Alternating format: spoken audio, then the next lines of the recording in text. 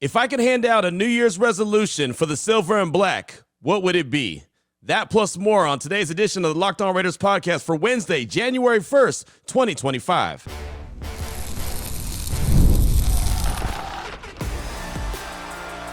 You are Locked On Raiders, your daily Las Vegas Raiders podcast, part of the Locked On Podcast Network, your team every day.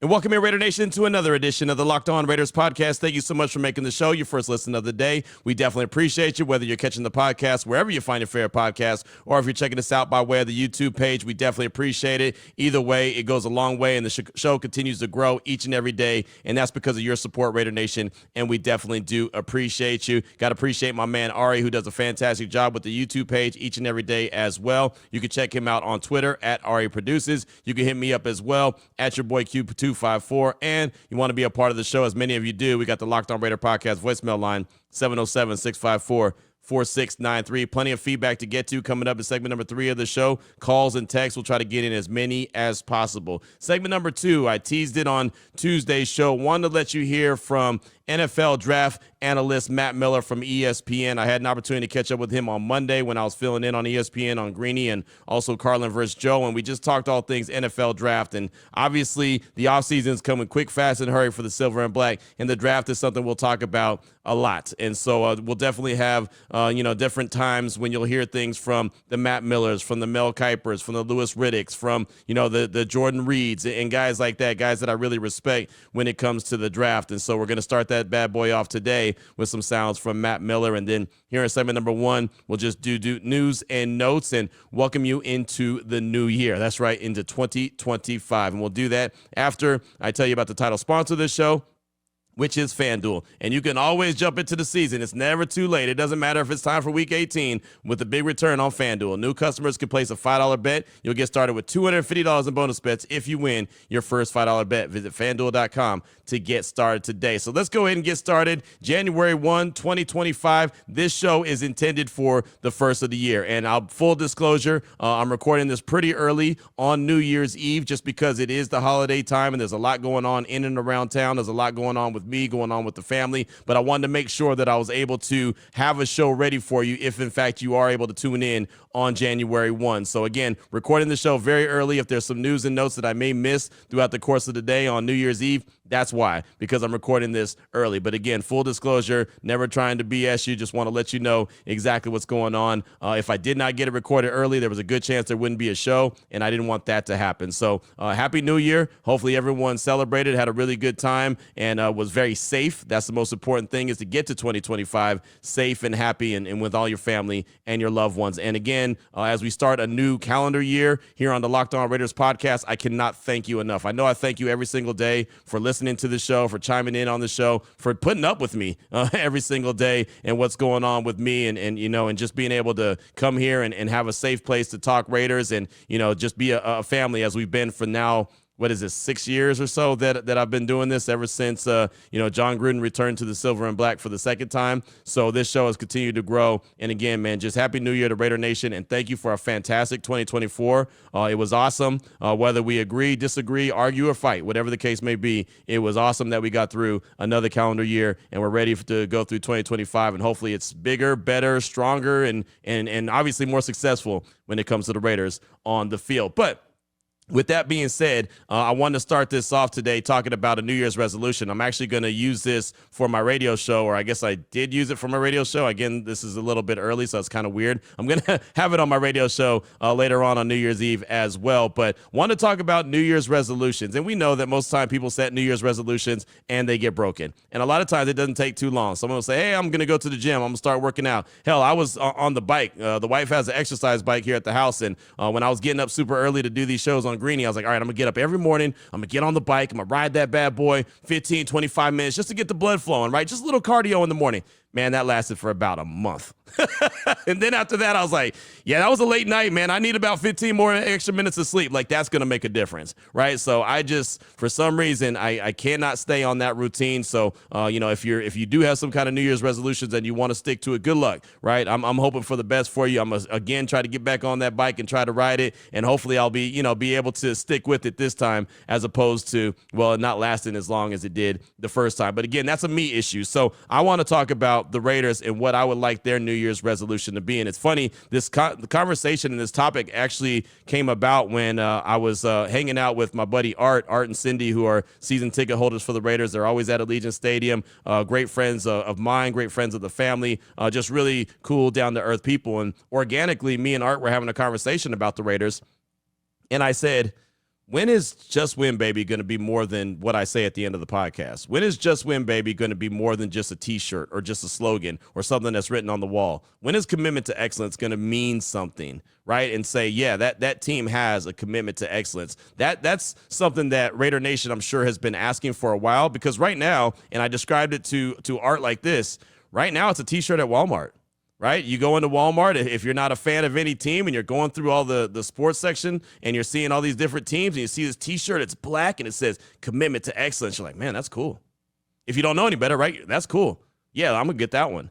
And I hate that as a lifelong Raider fan, first and foremost, before I ever did any of this. Again, a lot of conversations I come up with and a lot of topics I come up with are organic. Again, I'm sitting at a spot in Vegas with Art right around the holiday times, and we're just having an organic conversation, and that popped up, and I immediately wrote it down. I said, I don't know when I'm going to use that as a topic, but I'm going to use that as a topic. I thought that was a really good conversation. So what I'm trying to get at is my New Year's resolution for the Raiders in 2025, and I'm hoping that they accept this challenge, right? And they do it, and they're a lot more successful than I was on that bike. Because, again, that bike and me didn't last long, man. That bike and me didn't last long. It's funny, I played in a celebrity basketball game probably about a year ago now. It was a while back, and I was telling my dad, I was on the phone with him. I was like, yeah, I'm playing this game a little bit later. He's like, man, when's the last time you, first of all, played basketball? Second of all, when's the last time you did anything athletic? And I was like, man, it's been a while. He's like, man, you better get on the bike. You better do something. Get out there and tear your Achilles or something. So I did get on the bike that day and probably ride for about 30 minutes just to be a little loose and a little warmed up for that game. And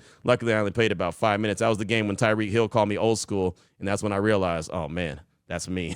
that's all bad. All of a sudden I've gone into that category where now I'm old school. And no joke, if you haven't heard this story, and I'll say it real quick. I'm standing there. Dennis Rodman's our head coach. It was Dennis Rodman versus Gary Payton. So I had, Tyreek Hill on my team. I had Xavier Howard on my team. I had Zadarius Smith on my team. Who else? Derwin James was on my team. Like, I had a squad. So clearly they didn't need me, right? I was just an extra. It was a celebrity basketball game, but not because I was a celebrity. It was a celebrity basketball game, and I was just extra. I was invited to play. So I thought, sure, I like basketball. I used to play all the time. I'll go play. That'll be fun. So I go there, and I didn't play in the whole first half, and I was fine with that. I was on the on the sideline. I was coaching up the players, at least cheering them on, at least, being part of them. I'm being a good teammate, man. I'm doing my best I could. And at halftime, we're getting a game plan together, and Tyreek Hill says, hey, we need to get old school in the game.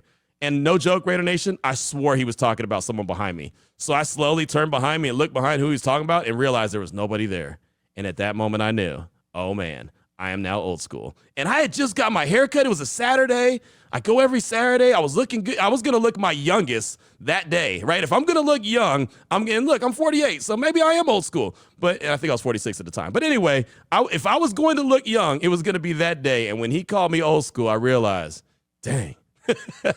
Father Time don't wait for nobody. So there you go. I became officially old school, but I did ride the bike like my dad told me, so I didn't hurt myself. I only played 5 minutes. I didn't score no points, but I did get a couple rebounds, so there's that. I was on the stat sheet, but that was it. Anyway, back to the New Year's resolution for the Silver and Black. I think that Just Win Baby and commitment to excellence needs to mean something. This organization needs to do whatever it takes, and I mean whatever. I don't have all the answers. If I had all the answers, I'd be in the front office. I'd be a rich dude, right? I'd have bigger problems than I already have, right? I would be a rich dude with those kind of problems of, okay, how am I putting this team together? How are we going to make this thing right? But it's been way too long, right? It's been far too long. The fact that you can count the Raiders' playoff appearances on one hand with only a couple fingers since they were last in the Super Bowl is the problem. So Just Win Baby, commitment to excellence has not meant anything. It's just been a slogan. It's just been a t-shirt. It's just what I say at the end of the podcast. When is it actually going to mean something? Because Raider Nation deserves just win, baby, to mean something. Means commitment to excellence to mean something. So when you're talking with your friends, when you're having that football conversation and someone's saying, why are you a Raider fan? Because they have a commitment to excellence. Look what they're doing from the top to the bottom. And there's no mistake in my mind that they want to get there. They're like, I'm not trying to talk bad about the organization. It's just a reality. I know Mark Davis, the owner, wants this organization to be committed to excellence. He wants just win, baby, to mean something. I know that. He wants nothing more than to win, just like he wanted nothing more than the Aces to win, right, in the WNBA, and they did. The problem is, and it's funny, I was talking with my boss at the radio station, and she was telling me, the problem is that he's a super fan, and he wants to, cheer with the team as a fan as well, which is a good thing and then a bad thing, because sometimes it's hard to separate the business side of things. But I know in my heart of hearts that Mark Davis wants nothing more than this organization to be a winner and to reward the fan base, the loyal fan base, you, Raider Nation, the ones that tune in to the Locked On Raider podcast each and every day, even though we talked for 10 weeks in a row about a loss. And you still answered the call. You still press play when the show showed up, right? That's a commitment to excellence. That's a just win, baby type of mindset. Hey, I'm going to keep showing up. I'm going to keep giving everything I got, right? I'm just a minor, small part of this, but could you imagine if, the Raiders are on a 10-game win streak, or a losing streak, I should say, so I'm just going to ho-hum it and just, mail it in every single day here on the podcast. Guess what? You wouldn't show up and listen, right? So I've got to have a commitment to at least be excellent in what I do, or at least think that I'm excellent, right? Some of you will disagree, and that's okay. I respect that. But at least in my mind, I feel like every time I put out a show, I gave you what I had. I gave you everything I had, and I left it all out there. And if I didn't, shame on me, right? Because another show is not guaranteed. Tomorrow's show is not guaranteed. Someone could come up and take my spot hot, fast, quick, fast, and hurry is like what I like to say, because that's how this business goes. So it should be my standard to make sure I give you everything I got. And if I don't like what I do when I record a show, it will not be above me to say, yeah, I didn't like that. I'm going to go ahead and re-record. And I've done that plenty of times. Ari will tell you. There's reasons why he's gotten the show a lot later sometimes than he's supposed to, right? Because sometimes I'm just not happy with myself, and I want to run it back, and I'll do it again. But that's because I have a standard that I have to live up to. If not, then I'll be sharpening up my resume. And as Foster Moreau said, if you heard yesterday's show, when you're talking about your resume, you're talking about a guy without a job, right? So my New Year's resolution, it's only one for the Raiders. I guess it's two. Make just win, baby, and commitment to excellence mean something. I know Tom Brady is a part of the organization now. Obviously, his whole career was excellent. He just won, baby, all his career, right? That's why he's got the 7 rings that he's got. So whatever the case may be, whoever's going to be the people that are going to get it done, whatever case that may be. And again, I have my preferences of who I'd like to see in the organization, who I'd like to see coach in the organization, but this is on them. Whoever they feel like needs to be put in place, from the coaching staff to the player personnel to the players on the field, that can help that be something, that can make just win, baby, mean something, and commitment to excellence mean something, do it. It's been far too long. That's my New Year's resolution for the Silver and Black. Let's see if they choose to accept that challenge and make it a reality. That's what I got for you for segment number 1 of today's Locked On Raiders podcast. Coming up in segment number 2, you'll hear from Matt Miller, who, well, he's going to have a role in the draft, right? He's analyzing all these players. He's looking at the quarterbacks. He's looking at and kind of looking at all the positions that are being taken right now and how the draft is looking to shape up, at least the top 10, and obviously that's something that's important to the Raiders. So you'll hear from Matt Miller coming up in segment number 2 of today's Locked On Raiders podcast. Before we get to that, though, I do want to tell you about the title sponsor of the show, which is FanDuel. And the NFL players, they're almost here. It's never too late to get into the regular season action with FanDuel. It's America's #1 sportsbook, and we know we're going into Week 18. Right now, though, new customers can finish the season strong with $250 in bonus bets if your first $5 bet wins. FanDuel has so many ways for you to pick up a W. You could pick up a W on which players will score a touchdown, how many points each team will score. It is a thrilling way to go, a lot of fun with player prop bets. But not only can you bet on winning the game and those player prop bets, but there's over-unders, total points, and a whole lot more. Just a lot of different options, a lot of different ways to score big money. Right now, visit FanDuel.com to join today. That's FanDuel.com for your chance at $250 in bonus bets. Make every moment more with FanDuel, an official sportsbook partner of the NFL. All right, Raider Nation, here we go. Segment number 2 of today's Locked On Raiders podcast. Want to take a deep dive into the NFL draft. And I know it's early, but this is what it is when you're a 4-12 team. There's no doubt about that. And, of course, we're going to talk about the draft quite a bit. And a lot of Raider Nation feels like the sky has fallen as the Raiders are riding a 2-game winning streak, and they went from being number 2 to number 8 in the current order of the draft. So anytime I get an opportunity to talk to any of these NFL draft guys, guys that have been studying these players all year long, preparing for the upcoming draft, and it doesn't matter if I'm on Raider Nation Radio 920, if I'm on one of my ESPN shows, any platform I'm on, if I get a chance to talk to these guys and bring some information back for Raider Nation, I'm going to do so. So on Monday, I was filling in on Greeny and Carlin vs. Joe on ESPN Radio. We kind of collaborated, put the 4-hour show together, made one big show. Matt Miller, NFL draft analyst, he joined the show, and I've been rocking with Matt for a long time since he was back on Bleacher Report. So he knows me very well, and normally he knows when I ask a question, there's a reason why. But I want to real quickly go over the current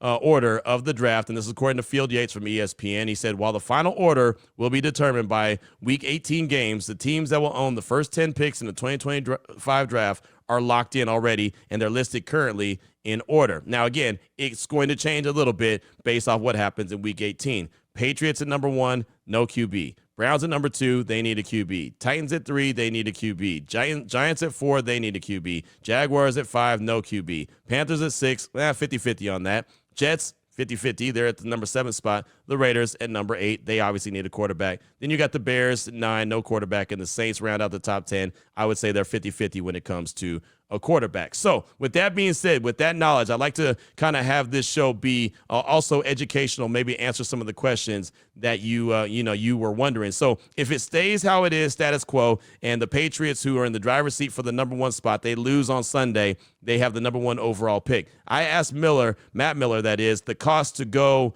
to get that number 1 pick, the price of doing business. He mentioned that they're sitting there at number 1. They have options. They could pick the best player available, or they can do business similar to what the Chicago Bears did when they traded with the Carolina Panthers when Carolina went from number 9 to number 1 to go get Bryce Young. So I asked Matt Miller, what's the price of doing business he thinks, in his opinion, to get the number 1 pick in 2025? Yeah, it's not going to be like it was when Carolina came up from 9 to 1 and gave up, DJ Moore and multiple first and second round picks. It's not going to be that. And it always matters to, I know, Q, you're asking how much would the Raiders have to give up? Yes. Probably a private question. To go from 8 to 1, that's going to be a little more expensive. If you're the Giants at 4, you might be looking at pick 4 and then, a second round pick this year, second round pick next year. But it's supply and demand is a beautiful thing when it comes to the NFL draft.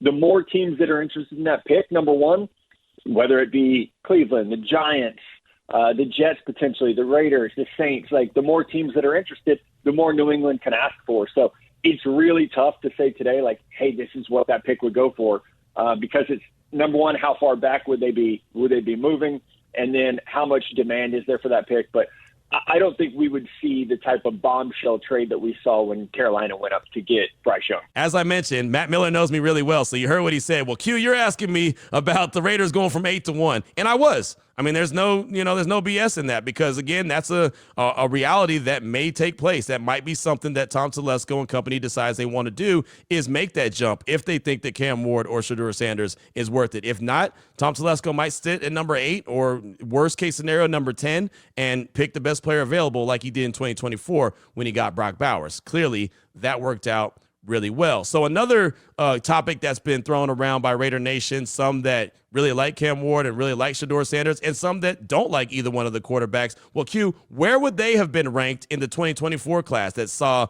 Caleb Williams go number 1, Jaden Daniels go number 2, Drake May go number 3? It saw Michael Penix Jr., right, get drafted number 8 by the Falcons. It saw Bo Nix go to the Broncos. It saw J.J. McCarthy go to the Vikings, right? 6 quarterbacks in the top 12. Where would Cam Ward and Shedeur Sanders, where would they have been ranked amongst those guys if they came out in 2024? I mean, without hindsight, because I was way too low on Bo Nix and Michael Penix. They played really, really well.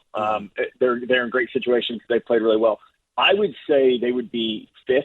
Shedeur and Cam would probably be 5. That would be behind, the 3 that went first: Caleb Williams, Jaden Daniels, Drake May. And then I would say behind J.J. McCarthy, who, because of injury, we haven't seen this year. So, yes, they will be drafted very highly because they're quarterbacks, but neither player is in my top 15 as a prospect right now. So it's a big discrepancy between, talent and value versus, that positional value that's going to push them up. So there you go. I mean, I don't think that's a bad thing. Around the Bo Nix, J.J. McCarthy spot, that's not bad. That's, top 10, top 12, top 13, whatever you want to call it. I mean, that's not a bad spot to put him. So a lot of people have talked about, these quarterbacks, they wouldn't even be first-round picks. No, they definitely would have. It'd have been first-round picks. They just would have been a little bit lower with all that talent. They just happen to come out in a year where there's not a lot of talent, so they're going to get pushed up the draft board. They're not going to go 12 or 13. They're going to go, 1 or 2 or top 5 at the worst because there's, supply and demand. It's just that simple. But I just want to ask that question and make sure that you got to hear from Matt Miller, again, a guy that whether you choose to trust him or not, and I know some people are like, I don't like that guy, or I don't believe that guy, or what does Mel Kiper know? That's fine. I'm just trying to give you as many examples as possible. So it's not just my word that you're going off of. So others have asked me, and, I don't know if you watched the game between Michigan and Alabama. Actually, I'm currently watching it. Alabama's getting waxed, right? And Jalen Milroe doesn't look very good. I'm an Alabama guy. So a lot of people ask me all the time, what do you think about Jalen Milroe? I've said many times I think he should go back to school and play under Kalen DeBoer one more year. You saw what he did with Michael Penix, turning him into a quarterback that was injury-prone in Indiana to a guy that was a top 10 pick when he was after being at Washington for a couple seasons, playing in the national championship game. And what we saw from Michael Penix, small sample size, looked like he's going to be really good. So I asked Matt Miller, all right, well, if you're not getting Cam, you're not getting Shedeur, who are you getting? I think Sam Darnold's going to make a hell of a lot of money this offseason. This is what I'm thinking because there's not anyone. And I like Jalen Milroe, but man, that is a project. Jalen Milroe is. You see the big time plays that he makes with his feet. There are times he does things as a thrower, but if you think it's been a bumpy road for Anthony Richardson in the NFL, it's similar for Jalen Milroe as a passer. Mechanically he needs reworked. There are times there are just some big misses. So as tempting as the tools are, I would hope that he actually goes back to Alabama and continues to develop before he goes to the NFL and gets thrown to the fire, because I don't think that's going to be good for his long-term career prognosis. Quinn Ewers from Texas, it's wild because in Q, I know you know that area so well. Quinn Ewers has been the savior of Texas football. They've back-to-back years in the College Football Playoff. And Longhorn fans, you would think that this guy was, just some quarterback that nobody wants. But, he doesn't turn the ball over. He's got 9 picks this year. He's smart. He moves well. But injuries are an issue, and I think injuries are affecting his game. We'll see them Wednesday against Arizona State. That oblique injury has affected his ability to dial up velocity, kind of throw some of those darts that we got used to seeing him throw in 2023. So Ewers is a question mark because every year he's been a starter, he's been hurt. It seems like this year he's playing maybe a little too safe, which has led to some uncharacteristic play from him. But there's not another quarterback that I would say this guy's a first-round pick. Now, we said that last year, and Michael Penix and Bo Nix soared up the board because of experience. And so I think that's where you look at someone like Ewers, who's a 3-year starter. Dylan Gabriel's got 6 years of college under his belt. Jackson Dart at Ole Miss has got a lot of experience as well. So there are guys who, sitting here right now, December 30th, are not first-round picks, but could certainly work their way into that territory if they have the pre-draft process that Nix and Penix had. There's that name again, Sam Darnold, right? Sam Darnold, who has turned his career around in Minnesota. I'm in the belief that Minnesota needs to make sure he stays in town, right? I don't think that they should let him go. I don't think that they should let him walk at free agency.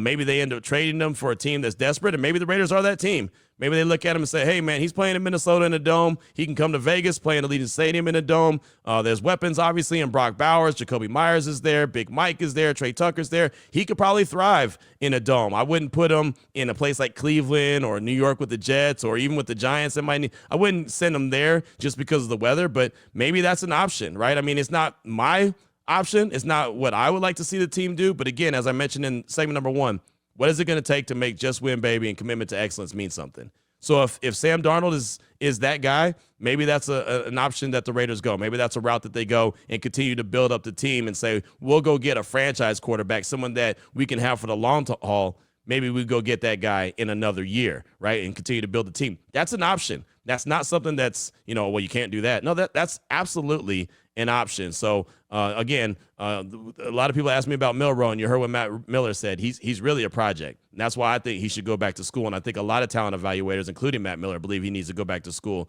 for one more year. When that guy starts turning the ball over, he turns the ball over, right? And that's just, again, I'm an Alabama fan. I'm a guy who loves to watch Alabama football, and from what I've seen all year long from Jalen Milroe, it's a lot of inconsistency. So the final soundbite that I want you to hear from Matt Miller, as he was a guest on our show on ESPN on Monday, was about Carson Beck.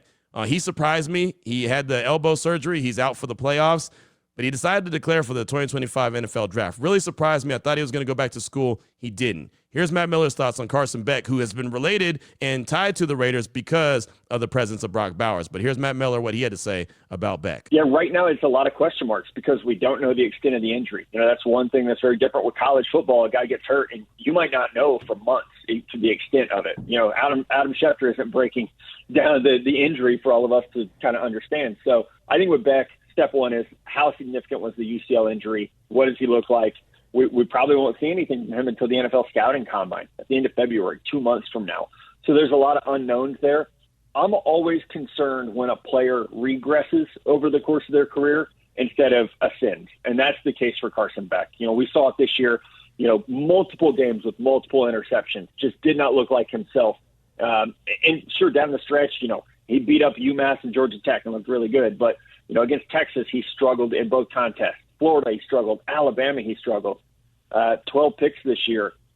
Instead of being the guy that in July we thought could be the number one pick in the draft, he didn't ascend. He really descended as a player. So you throw the injury on top of a guy who doesn't have a very big arm.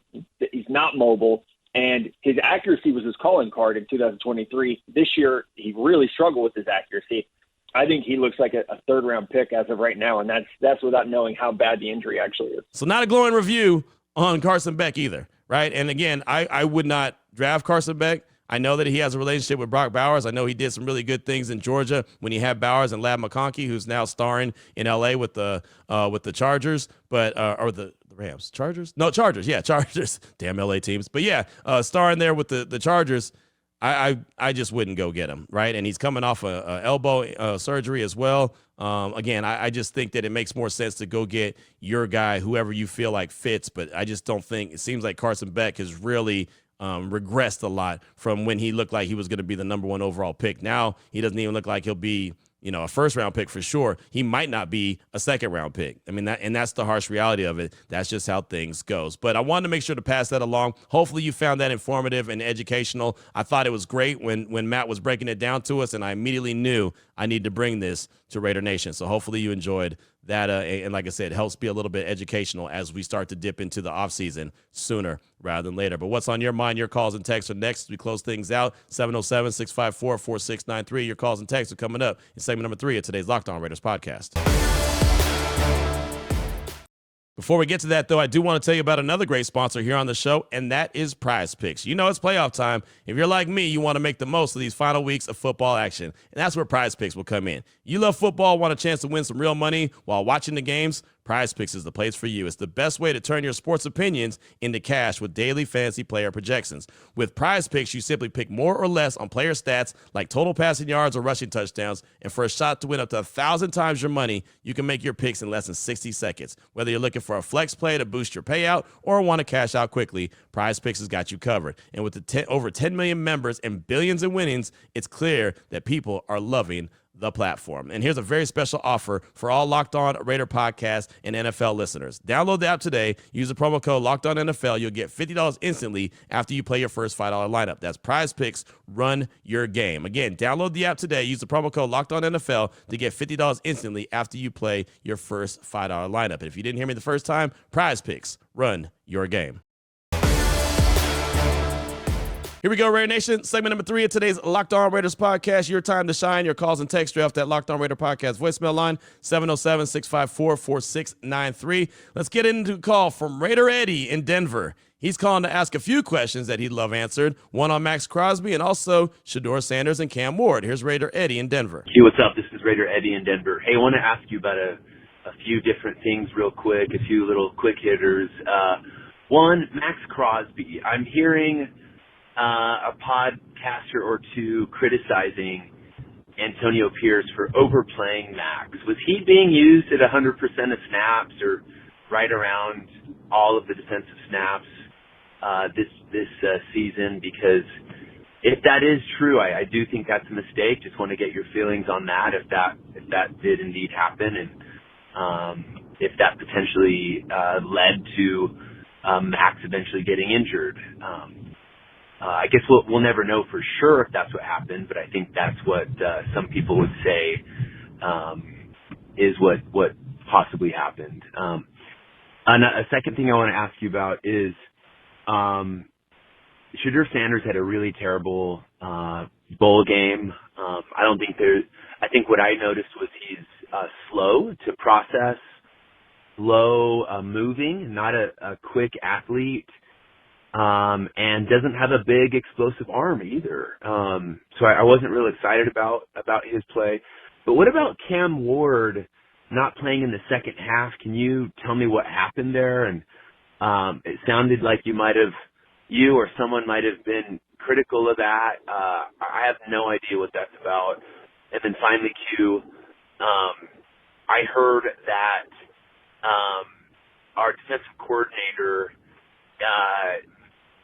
was offered an extension and turned it down. So is that true? And if that is true, what does that tell you about the future of the Raiders?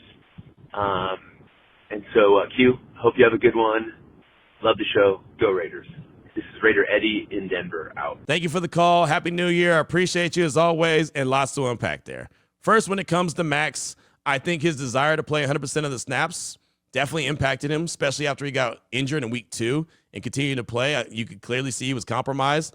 He admitted that he was compromised. The fact that he had to sit out a game early in the season and then close out the season and not be able to play the full year. Yeah, I definitely think that played a role in it. But how do you tell the heart and soul of the team that, hey, man, you can't play the snaps when he's been consistently doing it and he's your best player on the team? It's really a fine line. And I know you say it's bad coaching, this, that, and the third. That's your dude. Max Crosby is your guy. You go as he goes. He's praised when he's out there against Kansas City with a bad knee that had him hospitalized a year ago on Christmas in 2023, right? And he's out there being a warrior, and that's who he is. These guys get praised for the warrior type, the ultimate warrior type mentality. That's what they have. Those are alphas, extreme alphas. So just to tell a guy, you're only going to play this many snaps this game, or no, we're going to take you off the field.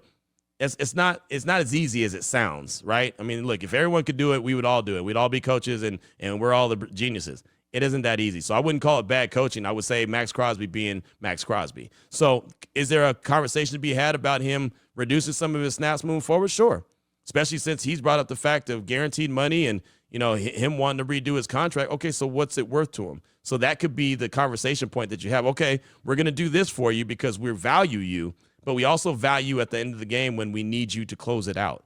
And maybe you being fresher at the end of the game can help have those moments, right? I mean, that's a conversation that definitely could be had. I'm sure it will be between Tom Telesco and Max Crosby. That's going to be an interesting conversation in the offseason as well. What happens with Max Crosby? How do they adjust his contract, work his contract out, and prove to him that they are going to, like I said in segment 1, make Just Win Baby and Commitment to Excellence be more than just a T-shirt. As far as Shedeur Sanders and Cam Ward goes, I wasn't overly critical of them at all. I was disappointed because I wanted to see Shedeur play one more time in Colorado and put out a good showing. I was disappointed in that. I enjoy my weekends where I get to sit back and enjoy football and just soak it in and watch without having to work. So, yeah, I wanted to see Cam Ward show out the whole game. He didn't. He sat out half the game. Shedeur had a terrible game. As Coach Sanders said at halftime, I think our team is on the Riverwalk and they're not really here. And that's what it looked like. But as far as if that's going to affect anything, I don't think it affects anything.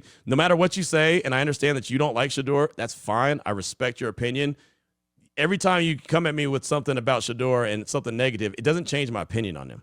Just like whatever I say about him positive doesn't change your opinion. So it is what it is. I know there's always going to be a shot fired at him and others, when it comes to, your comments on him. It's all good. But you heard from Matt Miller in segment number 2. Gabe Neitzel, who was on the show with me, actually asked Miller about Cam Ward sitting out after halftime and Shedeur having a bad game, and if that was going to matter when it came to their draft stock in April. Did their draft stock get impacted by what happened with them in their respective bowl games? Shedeur didn't play very well. A lot of chatter about Cam Ward playing for just a half to make sure he got the all-time record for touchdown passes before not playing in the second half. Was there any movement because of those situations and games on what they could potentially look like come April? Not at all. And I know people aren't going to want to hear this because I've seen it on social media all weekend, but I'm going to tell you definitively. If it's not a college football playoff bowl game, NFL scouts do not care what happens in a bowl game. They just don't. You know, it's one of those things where it's a glorified scrimmage. You know, like these teams are not taking this stuff very seriously. And I know that hurts the people that want to be angry about the state of college football online, but I've never had one scout text me and say, oh my gosh, did you see how so-and-so looked in the bowl game? Unless it's a college football playoff game. So Cam Ward, you know, unless he pulled himself mid-game, then I think that's a different conversation. But if he had a plan all along to, hey, you know, as soon as I break the record, I'm going to bounce. And with Shedeur, it's like that's kind of been how Colorado has looked all year against physical teams. So I don't think it neither helped nor hurt either player. So you heard Matt Miller say no, not at all. That talent evaluators don't care. Now, that might not be you. You might care, and that's fine. Again, I respect your opinion to care. That's fine. You know, but I also understand the back door channel going on with you as well, because you've been very, very critical of Shedeur for one reason or the other, and that's fine. Some guys aren't for everybody, just like I'm not for everybody as well. So it's all good. As far as Patrick Graham turning down an extension, I mean, he's leaving himself an opening. He's leaving himself an out, right? He doesn't know, but he's betting on himself. I'm sure that he wants to be able to have options, right? I don't think that's a reflection on the organization. I think it's a reflection on Patrick Graham, you know, wanting to have options when the season's over and not having to get permission from the team for anything, right? The only thing that the team cannot stop him from doing if he's under contract is interviewing for a head coaching job. But anything else, maybe he wants to go, you know, be a defensive coordinator for someone else, right? Maybe he wants to do something else, and the team would have to give him permission. So I don't think betting on yourself is a bad thing, right? I think that he decided maybe the offer that they gave him wasn't what he was looking for, and said, I'll just go ahead and put together a really good defensive unit, and then we'll talk about it at the end of the year. You know, maybe he didn't know what was going to happen with Antonio Pierce. There's so many things. I don't want to speculate, but I don't think it means anything for the organization. I just think it means something for Patrick Graham. But thank you for the call, as always. Again, hopefully you had a very safe and happy New Year. And got time for one more text. We'll get this one from Raider Dominator. It says, hey, Q, Raider Dominator, on January 17th, 2024, Max Crosby had knee surgery and hand surgery. On December 18th, 2024, season-ending IR for ankle surgery. On December 22nd, 2024, the Raiders win against the Jaguars. On December 29th, 2024, the Raiders start their first winning streak of the season against the Saints. In the week leading into the Saints game, I miss hearing the face of our franchise discussing former teammates Foster Moreau and his comeback, Derek Carr, as well as his thoughts on current teammates pushing for their spot on next year's team, like Robert Spillane, Nate Hobbs, K'Lavon Chaisson, etc. I did hear Max opening up about his wallet, sharing about his lack of guaranteed money, and initiating this in-season conversation about his own future with the team. So in response to your question, asking Raider Nation about the value of 27-year-old Max Crosby to the team, because one, last draft, even with the team firmly behind AP, he, with so many connections to Jaden Daniels, we still could not offer the Commanders enough picks to pry him away. Two, pre-draft trades seem to get better than in-season trades. Does a third-round pick for Devontae feel like we just won? Three, our winning streak comes with a consequential drop in the draft order. Therefore, I think the Raiders organization should respond how the Pittsburgh Steelers respond when they have a wide receiver sound off for more money. We should not rush into placating our star player. We should make the best decisions possible to land the best player of all possible to fill the most important position on our team since Rich Gannon retired 20 years ago. In season, it's fine for our owner to seek camaraderie in the locker room. But when it's time to make grown-up decisions, he needs to put feelings aside and demonstrate his commitment to excellence. Be open to trading Max Crosby. Happy New Year, Raider Dominator. A lot to unpack there, Raider Dominator. Thanks so much for that text. Good stuff. And it does go back to the conversation that I said of, you know, what's the sit-down going to be with Max Crosby? He is 27. He's had multiple surgeries. He hasn't been the finisher that he would like to be or that Raider Nation would like him to be, right? Similar to the elites of the elite in the National Football League that he's comparing himself to. And, you know, what's that value? How much is that valuable to Tom Telesco? You know, does that mean that, you know, a commitment to excellence and just win, baby, means that at some point they have to move on from Max and possibly trade him. I don't know. I'm not advocating for that. I don't want to get that twisted. I don't want anyone to start tweeting out that Q said this and that. I didn't. I'm just saying the team's going to have conversations, as you heard from Max Crosby last week. Matter of fact, on Christmas Eve, that he's looking forward to offseason conversations. So that's all part of it. I don't know what's going to happen. I understand everything that you're saying right there, and I did find it kind of interesting, to say the least, that he did drop those nuggets on Christmas Eve, even though that's something I have been paying attention to when it came to the guaranteed money. I knew he was going to want guaranteed money, and when you don't have it on your contract and you're that type of player, something's going to have to give. So, yeah, they've got a lot of decisions to make. I mentioned in segment number 1 that Mark Davis is definitely a fan of the team, but you're right. In this offseason, if they do exactly what I asked for their New Year's resolution to make Just Win Baby and commitment to excellence mean something more than just how I close out the show or a T-shirt or something that's written on the wall that's a cute saying, then there may be some very tough decisions that they have to make. But like I said in segment number 1, whatever it takes for them to make Just Win Baby and commitment to excellence mean something is what they need to do moving forward. No cutting corners, no BSing, no trying to put Band-Aids on situations. Whatever they need to do, whether that's players related, coaches related, front office, scouts, whatever the case may be. Do what you have to do to make Just Win Baby and commitment to excellence mean something. Raider Nation deserves that. And with that being said, I think that's a great way to close out the show for the first show of 2025. And again, recording the show a little bit early because I want to make sure that you get what you deserve, which is a quality show. So hopefully you appreciate that and appreciate the show, and got some good stuff from Matt Miller as well. So we'll be back tomorrow. Looking forward to the crossover edition for the final time of the 2024 season. David Drogemeyer from Locked On Chargers will join the show, and we'll talk about offense, defense, and a little bit more with him as we get closer and closer to the season finale coming up Sunday versus the Chargers at Allegiant Stadium. So until then, Raider Nation, take care of yourself, take care of your family, love on your family, and as always, just win, baby.